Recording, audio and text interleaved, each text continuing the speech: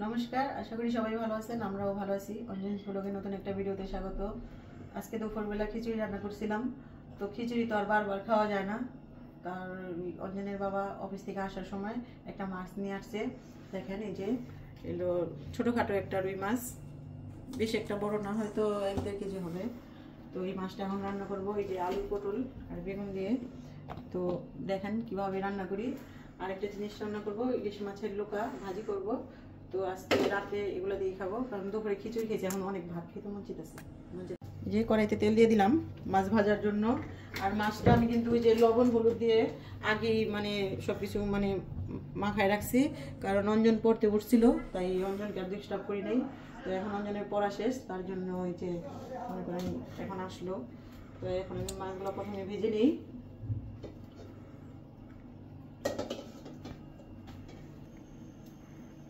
তেলটা গরম হয়ে গেছে, তো মাছগুলো দিয়ে দিই।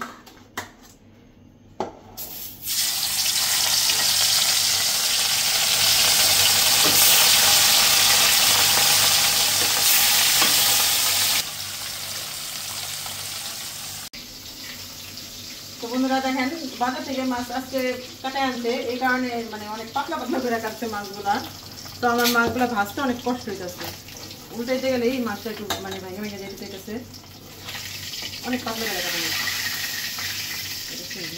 উঠাই নিয়ে ভেঙে যায়। তুমি না মাছ ভাজা খাই বঞ্জন? হ্যাঁ, আমার মাছগুলো ভাজা হয়ে গেছে। তো এই যে ভাজা তেলের ভিতরে আমি আর একটু তেল দিয়ে নিছি, আর এই যে ফোড়নে জিরে দিয়ে দিলাম। এখন আলুটা আর পটলটা আমি একসাথে ভেজে নিব।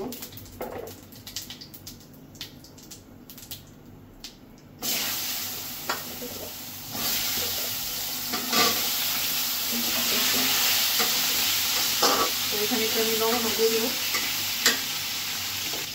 লবণ দিয়ে ভাজা ভাজা মতো একটু।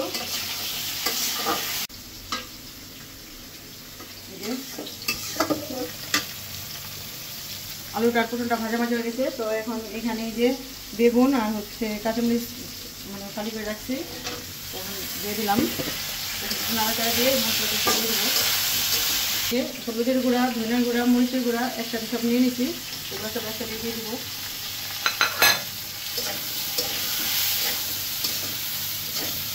একটু কষিয়ে নিব।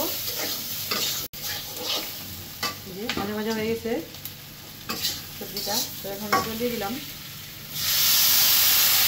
তোমার সবজিটা কিন্তু ভাজা ভাজার সাথে আবার সেদ্ধ হয়ে গেছে, একদম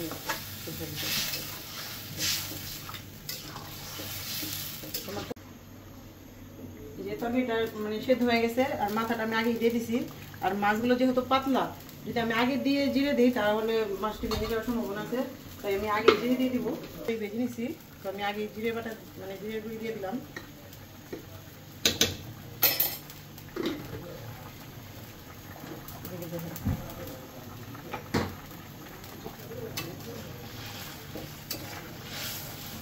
এখন আমি মাছগুলো দিয়ে দিব।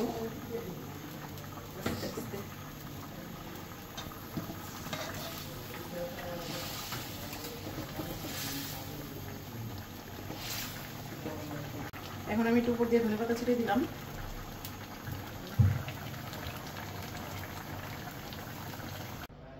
আমার তরকারি রান্না শেষ।